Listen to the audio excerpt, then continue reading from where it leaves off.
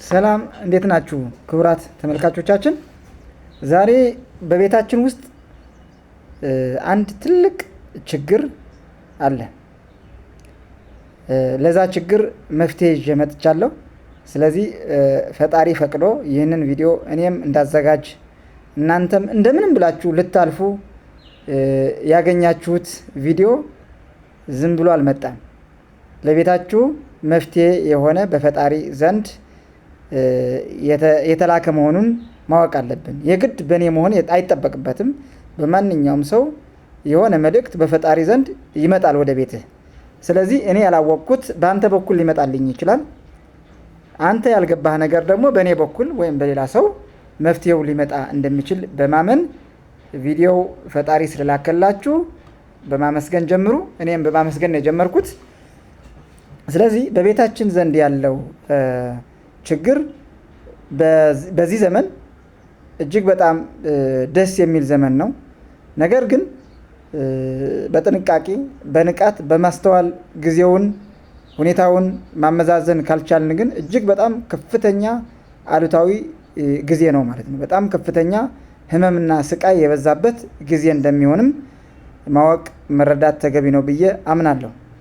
እንደምታውቁት በዚህ ዘመን ሶሻል ሚዲያ በበዛበት፣ ወላጅና ልጅ የማይገናኝበት፣ ወላጅና ልጅ ማለት የማይግባባበት፣ ጭቅጭቅ ክርክር የበዛበት፣ የማይታዘዝ ስነ ምግባር የጎደለበት ልጅ የሚያድግበት ዘመን ያለ ነው ማለት ነው። ስለዚህ ዛሬ የልጆቻችን መሰረታዊ 6 ችግሮች በሁሉም ዘንድ ልጄ በዚህ ችግር አለብኝ ካልከኝ ዛሬ ከምናገረው ውጭ ሊሆን አይችልም። በልጅህ ላይ የሚታየው ችግር ከዛሬ የምናነሳቸው 6 መሰረታዊ የልጆች ክፍተቶች ብለን በምናወራቸው ነገሮች ዘንድ ይገኛሉ ማለት ነው። ስለዚህ 6 መሰረታዊ የልጆቻችን ችግሮች አሉ። በወላጅ ዘንድ የሚደረጉ የመፍትሄ አቅጣጫዎች ደግሞ 6 ነጥቦች አሉ ማለት ነው። 6 መሰረታዊ የልጆች ችግርና 6 መሰረታዊ የወላጆች የመፍትሄ አቅጣጫዎች ይዤን የመጣው ዛሬ ማለት ነው። ስለዚህ ላበስራችሁ ነው ማለት ነው። ይህ ቪዲዮ ማን ይመልከተው ካላችሁኝ ስፔሻሊ መምህራን ይህ ቪዲዮ ተመልከቱት። ወላጆች፣ የትምህርት ቤት ባለቤቶች፣ ልጆችም ካላችሁ ስለዚህ ይህ ቪዲዮ ለሁላችሁ በጣም ጠቃሚ መሰረታዊ ችግርና መሰረታዊ መፍትሄ የሚያስፈልገው ነገር ርዕሰ ጉዳይ እስከሆነ ድረስ ስለዚህ ለዚህ ርዕሰ ጉዳይ ለመነጋገር ፈጣሪ ስለፈቀደ በድጋሚ ፈጣሪን ማመስገን እፈልጋለሁ። ስለዚህ በዚህ ዘመን በዚህ የቴክኖሎጂ ሶሻል ሚዲያ ፕላትፎርም የበዛበት ዘመን በልጆች የሚታዩ መሰረታዊ 6 ችግሮች ምንድን ናቸው? አንደኛው ቴክኖሎጂ ከመጠን ያለፈ የአጠቃቀም ዘዴ። በቤታችን የሚገኙ ላፕቶፖች፣ ስማርትፎኖች ልጆቻችን የሚጠቀሙበት መንገድ የተለያዩ ጌሞች ያያሉ። የተለያዩ ኢንተርኔት ያመጣውን ጉዳዮች ሊያዩ ይችላሉ። ስለዚህ አለመጠን ስድ የሆነ የቴክኖሎጂ አጠቃቀም ላይ በልጆቻችን ላይ እጅግ በጣም የአእምሮ ጠባሳ ይፈጥራል ማለት ነው። ስለዚህ በዚህ ጉዳይ ላይ የአእምሮ የአካልና የመንፈስ የጤና እክል ሊፈጥርባቸው ይችላል ማለት ነው። ሌላው የአካል ብቃት እንቅስቃሴ እጥረትና ጤናማ ያልሆነ ሁኔታ በልጆቻችን ላይ አለ ማለት ነው። ስለዚህ በዚህ ዘመን ስፔሻሊ ፍራሽ በበዛበት ምቾት ኮምፎርት ዞን በበዛበት ጊዜ ማለት የኑሮ ውድነት የለም እያልኩ አይደለም፣ ግን የድሮና ዘንድሮ ማመዛዘን ስንችል በጣም ከፍተኛ የሆነ ልዩነት ያለበት ጊዜ ነው ያለ ነው ማለት ነው። ስለዚህ አሁን በዚህ ጊዜ ምን ያህል ልጆች ናቸው በፕሮግራም መሰረት የአካል ብቃት እንቅስቃሴ የሚያደርጉ ስፖርት ማዘውተሪያዎች የሚሄዱት? በዛ ልክ ጤናቸው የአካላቸው አፒራንስ ፖስቸር መጠበቅ የሚችሉ ልጆች አሉ ወይ የሚለውን ነገር መሰረታዊ ችግር ነው ማለት ነው። ስለዚህ የአካል ብቃት እንቅስቃሴ ችግርና የአእምሮ አጠቃቀም ችግር በዚህ ጊዜ አለ። ያ ችግር ወዴት ነው የሚያመራው? ልጆቻችን ምን አይነት ችግር ሊፈጥሩ ይችላሉ የሚለውን ነገር እያወራን የምንሄድበት ነገር ይኖራል ማለት ነው። ሶስተኛው የአእምሮ ጤና ችግር ቅድም እንዳልነው ማለት ነው። ለምን እንደሆነ እነዚህ የሚመጣው ጭንቀት፣ ድብርት፣ ትኩረት ማጣት ADHD የምንለው በአብሪቬሽን የተጻፈው ማለት ነው እና ሌሎች የስነ ልቦና ችግሮች በዚህ ዘመን በልጆቻችን ላይ አለ ማለት ነው። አራተኛው የማህበራዊ ክህሎትና የፊት ለፊት ግንኙነት መቀነስ ማለት ነው። ልጆቻችን በአብዛኛው ጊዜያቸው ስክሪን ላይ በማፍጠጥ ነው። አንድ ጌም ካዩ በቲቪ የሚያዩት በተለያዩ የጊዜው አመጣሽ የሆኑ ቴክኖሎጂ ዲቫይሶች ተጠቅመው እኛና እነሱ የምንገናኝበት ጊዜ እጅግ በጣም ክፍተት ያለበት ጊዜ ነው። ይህ ክፍተት ደግሞ በጣም መሰረታዊ ችግር ነው ማለት ነው። የማን ችግር? የልጆቻችን የአእምሯቸው፣ የአስተሳሰባቸው፣ የአመለካከታቸው መሰረታዊ ችግር ሊሆን እንደሚችል ጥናቶች አመላክተዋል። ሌላው ለትምህርት ከመጠን ያለፈ ጫናና የውድድር መንፈስ። ልጆቻችን በዚህ ዘመን እንዳልኳችሁ የተጠቀመበት ጊዜው እጅግ በጣም አስደናቂና አስደማሚ ጊዜ ላይ ነው የደረስነው።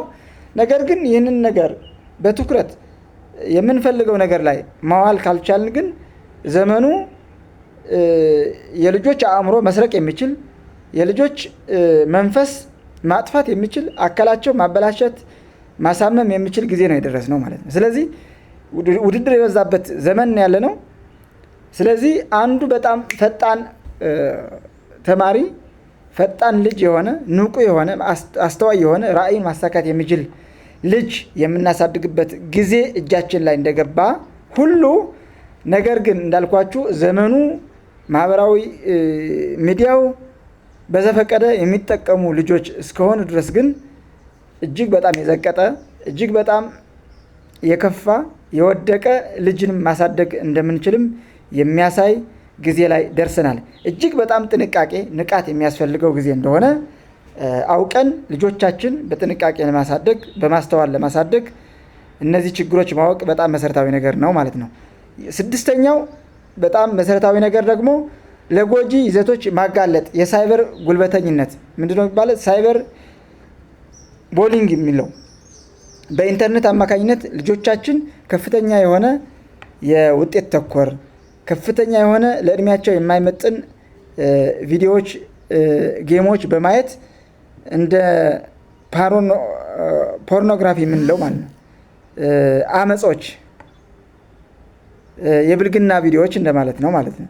ይህን ነገር እያዩ ካደጉ እድሜያቸው የማይመጥን ሙከራዎች፣ የብልግና ወሬዎች፣ ፕራክቲሶች ሊያደርጉ ስለሚችሉ ስለዚህ እነዚህ በጣም መሰረታዊ የሆኑ 6 በልጆቻችን ላይ ችግሮች አሉ። እነዚህ 6 መሰረታዊ ችግሮች ካሉ እንደዚህ አውቀን እንደ ዘመኑ ምን አይነት ወላጆች መሆን አለብን፣ ምን አይነት አሳዳጊዎች መሆን አለብን የሚለውን ነገር ማየት እጅግ በጣም አስፈላጊና በጣም ጠቃሚ ነው። እንደዚህ ምለው እኔ ወላጅም ነኝ፣ ልጆች አሉኝ። በዚህ አጋጣሚ ለዚህ ነገር ከኔ የቀረበ ሰው አለ ብዬ አላምንም። ለምን?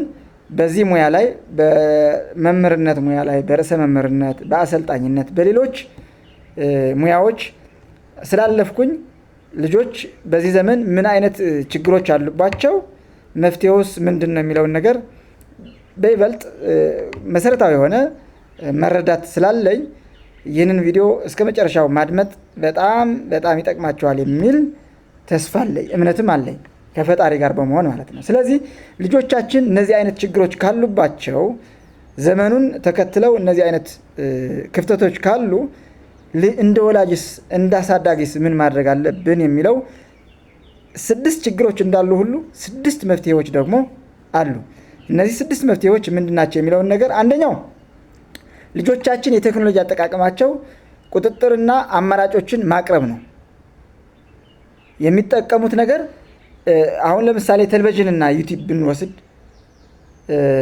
እኛ የመረጥንላቸው ቪዲዮዎች እንዲያዩ ካደረግን ውሳኔዎቻችን ልጆቻችን የሚፈልጉትን ነገር ከነሱ የበለጠ ኤክስፒሪያንስ ከነሱ የበለጠ እውቀትና ጥበብ እስካለን ድረስ የሚጠቅማቸውን ነገር ዝም ብለው የፈለጉትን ነገር እንዳይወስዱ እኛ የሚያስፈልጋቸው ነገር ከፍተን ማሳየት እንችላለን።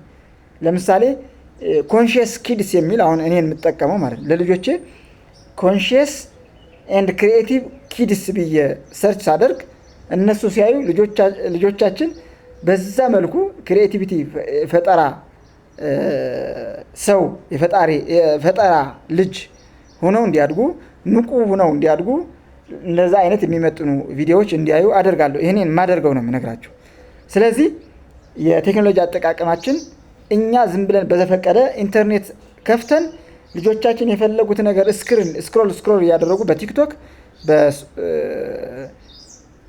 በፌስቡክ ኢንስታግራም የፈለጉት ነገር በሶሻል ሚዲያ ፕላትፎርም የፈለጉት ነገር እንዲያዩ እድል ከሰጠን የቴክኖሎጂ አጠቃቀም ላይ ችግር አለብን ማለት ነው። ስለዚህ የችግሩ አካል ሆን ማለት ነው። ነገር ግን መርጠን ቴክኖሎጂ እንዴት መጠቀም እንዳለባቸው ቴክኖሎጂ እንዲጠቀሙ ሞባይል እንዳይጠቀሙ ከልክሏቸው ማለት ትክክል አይደለም፣ ተገቢም አይደለም።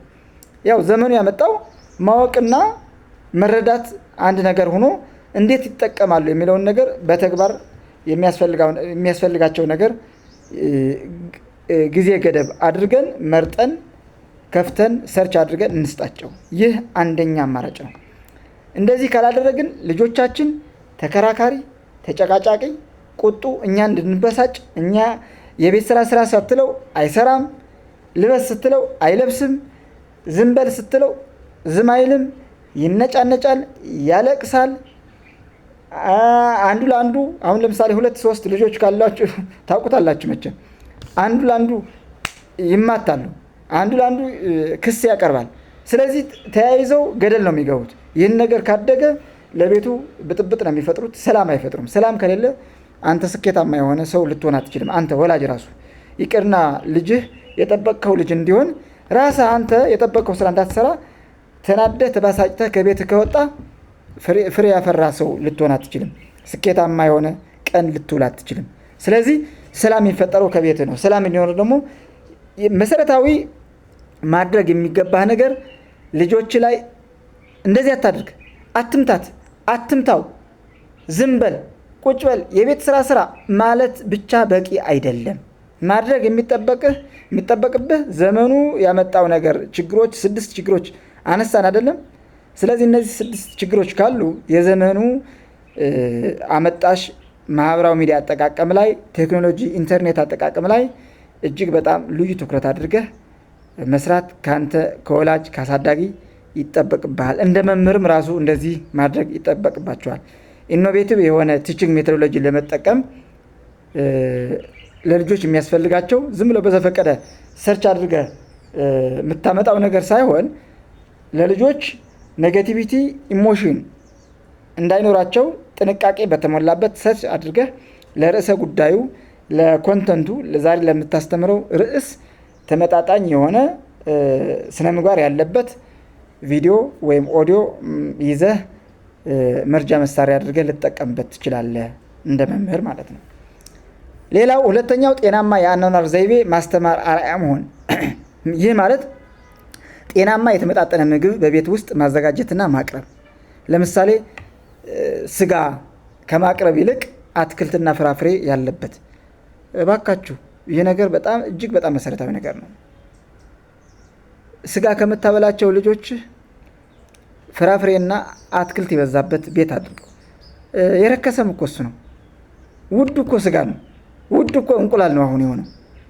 ስለዚህ በርካሽ ዋጋ እና ተመጣጣኝ የሆነ ለልጆቻችን ጤናማ የሆነ ምግብ ማቅረብ አንዱ የችግሩ የመፍትሄ አካል መሆን ነው። ስለዚህ ነጭናጫ፣ ቁጡ፣ ብስጩ፣ ተናዳጅ፣ አስለቃሽ፣ አልቃሻ ልጅ ከመሆን የሚያድናቸው አንዱ የተመጣጠነ ምግብ ማቅረብ ነው። አትክልትና ፍራፍሬ ፈሳሽ ነገር እንዲወስዱ የማድረግ ሌላው የአካል ብቃት እንቅስቃሴ እንዲያደርጉ ጠዋትና ማታ የተወሰነች በፕሮግራም መሰረት ከአንተ ጋር ከአንቺ ጋር ከእናትም ከእናት ከአባትም ጂምናስቲክ የሆኑ ያለ መሳሪያ የምንሰራቸው የስፖርት እንቅስቃሴዎች ቀላል የሆነ የስፖርት እንቅስቃሴዎች የማድረግ አንድ የመፍትሄ አካል ነው ማለት ነው። የተመጣጠነ ምግብና የአካል ብቃት እንቅስቃሴ። ሌላው ክፍት የሆነ የውይይት መድረክ መፍጠር ነው። በቃ ልጆች አሁን አንተ ከምታውቀው በላይ ያውቃሉ። የማያውቁ ይመስላል። እኔ እንደ የኤዱኬሽን ባለሙያ እንደ አሁን ርዕሰ መምህር ሁኜ እንደምሰራው ሙያ ልጆች ላይ የሚያቀርቡት ነገር አውቃለሁ፣ እረዳለሁ። እንደ ወላጅም አውቃለሁ፣ እረዳለሁ። ግን ማለት እናንተ የማትጠብቁት ነገር እነሱ ያውቃሉ። ይህማ አያውቁትም እኮ ምናምን የምትሉት፣ አረ ስንት ነገር ነው የሚያውቁት። ስለዚህ ለሚያውቁት ነገር አትደብቅ። በቃ አንድ ነገር ተደበቀ ከተባለ እኮ እሱን ለማወቅ ነው ጉጉት የሚያድርባቸው ልጆች። ነገር ግን በግልጽ ሁኔታው ነገር ካወራኸው ግን ምንም አይመስላቸውም። ስለዚህ ከአንተ ግልጽ የሆነ ውይይት መድረክ መፍጠር እጅግ በጣም አስፈላጊ ነው። ዛሬ ምን አደረክ? ምን አየህ? ምን ሰማህ? ታዲያስ የትኛው ነው ትክክል፣ የትኛው ነው ትክክል ያልሆነው ብለህ መመካከር እጅግ በጣም አስፈላጊ ነው። ክፍት የሆነ የውይይት መድረክ ፍጠር። ከማን? ከልጅህ ጋር። ከማን? ከልጅሽ ጋር። ስለዚህ ውይይቱ ሶስተኛው የመፍትሄ አካል ነው ማለት ነው። ሌላው የማህበራዊ ግንኙነት ላይ ማበረታታትና የቤተሰብ ጊዜ አጠቃቀም። በቃ ጠዋትና ማታ በጠዋት የምትወጣ ከሆነ በጠዋት ተነሳ። በቃ 12 ሰዓት ተነስተ ስራ የምትሄድ ሰው ከሆነ ተኝተው እያሉ ተነስተ ከሄድክ እንደገና ስትመጣ ደግሞ ተኝተው እያሉ ቤት የምትገባ ከሆነ አንተ ወላጅ ነህ? አንቺ ወላጅ ነሽ? አሁን አይደለሽም። በቃ እንደዚህ ብላችሁ ካደጋችሁ እንደ በሬ እንደ የዱር እንስሳ እየተመገበ የሚሄደው እንደ ጦጣ እንደ ዝንጀሮ ልጅ እያሳደግክ እንጂ ትክክለኛ ጤናማ የሆነ ስኬታማ የሆነ አንተ የምትፈልገው ልጅ እያሳደግ እንዳልሆነ በዚህ አጋጣሚ ልግለጽልህ። በቃ አትተዋወቁ ማለት እኮ ነው። በሳምንት ቅዳሜና እሁድ ራሱ 1 ሰዓት 2 ሰዓት ከሰጠህም ራሱ አያውቅም ልጅ። የበለጠ ጊዜ እየሰጠ ያለው ከሌላ ሰው ጋር ነው የሚውለው፣ ጎረቤት ደግሞ የጎረቤት ልጅ ደግሞ የአባቱ የእናቱ አመለካከት ነው ያለው። እነሱ ደግሞ ምን እንደሆነ አታውቅም አንተ። ስለዚህ ልጅ የምትፈልገው ልጅ እንዲሆን ከፈለክ አትነጫነጨው፣ አትቆጣው፣ አትምታው። በመምታት አይደለም ችግሩ የሚፈታው። ብትመታው ነገ ያንን ነገር በተደጋጋሚ ያደርገዋል። ተው ስትለው እሷን ደግሞ ነው የሚያደርገው። በዛን ሰዓት ስትመታው ያቺ ህመም ስለሚያውቃት ሊያርፍ ይችላል። በነገታው ግን ያደርጋታል። እሱ አይደለም መፍትሄው። መፍትሄው ክፍት የሆነ ውይይት በመፍጠር ሌላ ደግሞ ግንኙነትን ማጠንከር።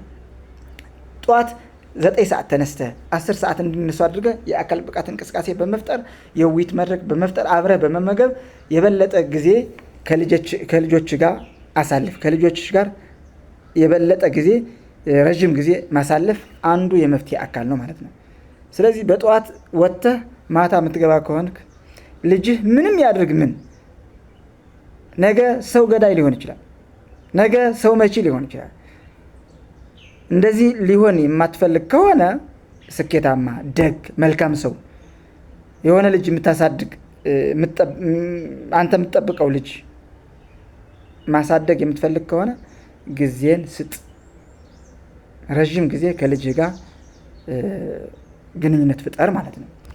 አብረህ የጉዞ በሳምንት 1 ጊዜ እስኪ ወጣ ብላችሁ ተፈጥሮ ባለበት፣ የውሃ ምንጭ ባለበት፣ አበቦች ባሉበት፣ ድንጋያማ ቦታ፣ ጸጥ ያለ ቦታ እኔ የማደርገው ነገር ነው የምነግራቸው። እዛ ቦታ ስትወስዳቸው እጅግ በጣም የሆነ ነገር ስትነግራቸው ያ ነገር አይረሱትም ማለት ከተፈጥሮ ከመንፈሳዊ ህይወት ይገናኛሉ ማለት ነው።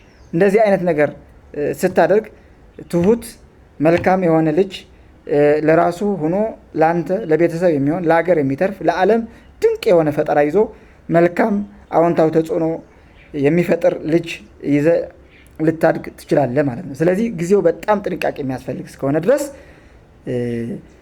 ግንኙነትን በጣም መሰረታዊ ነገር ነው ማለት ነው። ሌላው 5ኛው የትምህርት ጫናን ማመጣጠን፣ ጥረትን ማድነቅ። ምን ማለት ነው ይሄ ነገር? ዝም ብለህ የቤት ስራ 5 ፔጅ ጻፍ፣ እንደዚህ አድርግ ይሄን አላደረክም እያልክ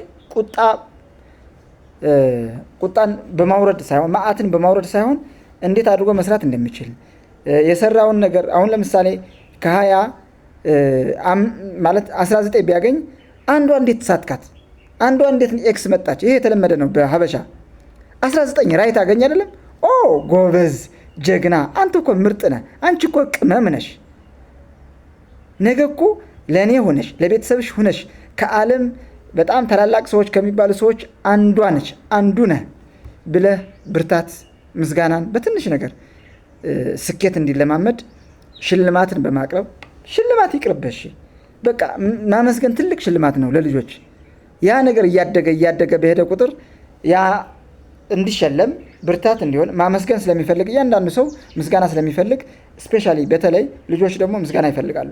ስለዚህ በትንሽ ጥረታቸው በማመስገን የበለጠ ጥረት እንዲያደርጋቸው ማለት ስብዕና ፕሮሰስ ነው ግራጁዋሊ ነው የሰው ልጅ ንቃተ ህሊና የሰው ልጅ ስፒሪቹዋል አዌክኒንግ ስኬት በአንድ የሚመጣ አይደለም በየጊዜው እያደገ የሚመጣ ሂደት እስከሆነ ድረስ ሂደቱ ጠብቀው እንዲሄዱ ጥረትን ማድነቅ እንጂ የስራ ጫና ጻፍ ማለት አይጽፉም ማለት አይደለም በአንዴ ይህንን ነገር ይሄ ለመምህርም እጅግ በጣም ትልቅ መልእክት ነው ዝም ብለው ኮፒ አድርገው እንዲጽፉት አይደለም የቤት ስራ 3-4 ፔጅ አይደለም መስጠት ያለብህ በጣም መሰረታዊ የሆነ ከዚህ ርዕስ ላይ የትኛው ጥያቄ ቢሰሩ ነው ለሁሉ ከበር የሚያደርገው ብለህ ማሰብ አለብህ ከ20 ጥያቄ 5ቱ ጥያቄ ለሁሉም ከቨሬጅ የሚኖራቸው የትኞቹ ጥያቄ ቢሰሩ ነው ብለህ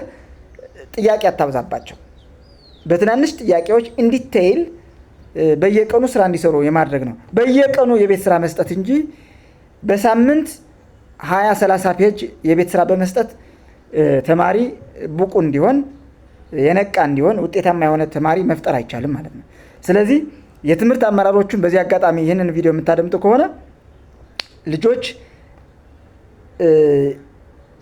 በሳምንት 2-3 የበለጠ ብዙ እንዲጽፉ ብዙ ጥያቄዎች እንዲሰሩ ሳይሆን በየጊዜው ትናንሽ ጥያቄዎች የመስራት ልምድ ጥረት እንዲያደርጉ እንጂ 3 ቀን 4 ቀን አርፈው ብዙ ጥያቄዎች ብዙ ጽሁፍ እንዲጽፉ አይደለም። ሚስጥሩ ይሄ ነው። ካሪክለሙ ተቀይሯል። በቃ የዓለም ካሪክለም የዘመኑ ቴክኖሎጂ እንደዚህ ነው የሚጠይቀው። በየቀኑ ትናንሽ 2-3 ጥያቄ እንዲሰሩ የማድረግ ስራ እንጂ በሳምንት 2 ብዙ በአንድ ጊዜ እንዲጽፉ አይመከርም። ጊዜው የሚጠበቅ አይደለም። ስለዚህ የትምህርት አመራሮችም መምህራን በዚህ መንገድ እንዲከተሉ በዚህ አጋጣሚ ማሳሰብ ፈልጋለሁ ማለት ነው። ሌላው የመጨረሻው መፍትሄ ስለ ኦንላይን ደህንነት ማስተማር፣ ክትትል ማድረግ 6ኛው መፍትሄ ነው። ልጆች በኢንተርኔት የሚያዩት የሚሰሩት መከታተል፣ በተገቢው መንገድ መምራት፣ ሚዛኑ እንዲጠብቅ ማድረግ። በዚህ አጋጣሚ እያንዳንዱ ወላጅ እያንዳንዱ ቤተሰብ ስፔሻሊ ከተማ የምትኖሩ ከሆናችሁ ኢንተርኔት ካለ ሰርች ማድረግ ከለመዱ ልጆች እናንተ ወጣ ስትሉ ሰርች የሚያደርጉት ነገር ምን እንደሆነ አይታወቅም። ስለዚህ የኢንተርኔት አጠቃቀም ቁጥብ በሆነ መንገድ፣ ሚዛናዊ በሆነ መንገድ ልጆቻችን ስብዕናቸው የሚገነባ መንገድ፣ አመለካከታቸው፣ አቲቱዳቸው በሰለጠነ መንገድ፣ ኢቲክስ ባለባቸው መንገድ እንዲሄዱ የኢንተርኔት አጠቃቀም ላይ እጅግ በጣም መሰረታዊ ጥንቃቄ፣ መሰረታዊ ማስተዋል፣ መሰረታዊ የሆነ እውቀት እና ፕራክቲስ የሚያስፈልገው ነገር ይመስለኛል ማለት ነው። ስለዚህ ዋይፋይ በማስገባት ብቻ ሳይሆን ልጆች ካሉ ኢንተርኔት እንዴት ነው የሚከፍቱት፣ የኢንተርኔት አጠቃቀማቸው፣ ማህበራዊ ሚዲያ ቅድም ያልነው በጣም ብዙ የሶሻል ሚዲያ ፕላትፎርም አሉ በዚህ ዘመን። ስለዚህ እነዚህ ሶሻል ሚዲያ ፕላትፎርሞች ለሚማሩት ልጆቻቸው የምትፈልጉትን ስብዕና እንዲገነቡ የኢንተርኔት አጠቃቀም ላይ እጅግ በጣም መሰረታዊ እና የማይታለፍ ጉዳይ ነውና ጥንቃቄ እንድታደርጉ። ስለዚህ ዛሬ ያየነው የልጆቻችን በዚህ ዘመን በዚህ የቴክኖሎጂ ጊዜ 6 መሰረታዊ ችግሮች አሉ። ለነዚህ 6 ችግሮች ደግሞ በወላጆች፣ በመምህራን፣ የትምህርት አመራሮች ላይ፣ በትምህርት ባለቤቶች ላይ የሚሰሩ 6 የመፍትሄ ነጥቦች ደግሞ አየን ማለት ነው። ስለዚህ በዚህ ቪዲዮ ጠቃሚ የሆነ ነገር እንዳገኛችሁ ተስፋ አድርጋለሁ። እኔ እንደ ወላጅ፣ እንደ የትምህርት ባለሙያ፣ እንዳሰልጣኝ በዚህ ርዕሰ ጉዳይ ላይ ከኔ የበለጠ ሊኖር ይችላል። ነገር ግን መሰረታዊ የሆነ እውቀት፣ ጥበብ እስካለ ድረስ አሁንም የእነዚህ ችግሮች እስከ ቀጣይ ኢንዲቴይል እየገፋንበት እንሄዳለን። በዚህ ቻናል ስለ ትምህርት ጉዳይ ልጆች እኛ የምንፈልጋቸው ልጆች ለማሳደግ ስለዚህ የኔ ልጅ በጣም አስቸግሮኛል የምትሉ ካላችሁ በዚህ ኮመንት አሳውቁኝ። ቢያንስ የተወሰነ መፍትሄ ለጅምሩ አብረን እያየን የመፍትሄው አካል እየሆንን ቪዲዮ እንድሰራላችሁ። የኔ ልጅ የቤት ስራ አይሰራም፣ ቁጡ ነው፣ ይናደዳል፣ ያልኩትን ነገር አይሰማም፣ እርስ በርሳቸው ልጆቼ ይጣላሉ፣ ያለቅሳሉ፣ እኔ ቸግሮኛል፣ መፍትሄው ምን እንደሆነ በጣም ከብዶኛል የምትሉ ካላችሁ የተለያዩ ርዕሰ ጉዳይ ሊኖራችሁ ይችላሉ። በልጆቻችሁ የተለያዩ ችግሮች ስለሚኖሩ ስለዚህ በፈለጋችሁት ርዕሰ ጉዳይ እናንተን ለማገዝ ቀርቤም በአካል ይሁን በኦንላይን ቪዲዮ በመስራትም ሊሆን ይችላል፣ በምክርም ሊሆን ይችላል። እናንተን ለማገዝ የመፍትሄ አካል ለመሆን በጣም ፈቃደኛ ነኝ። በዚህ ኮመንት ላይ አሳውቁኝ። ቴሌግራምም ደስታ ዓለም የሚል ቴሌግራም ቻናል አለ። በዛ ደውሉልኝ፣ ጻፉልኝ፣ ሳብስክራይብ አድርጉ። አመሰግናችኋለሁ። መልካም ጊዜ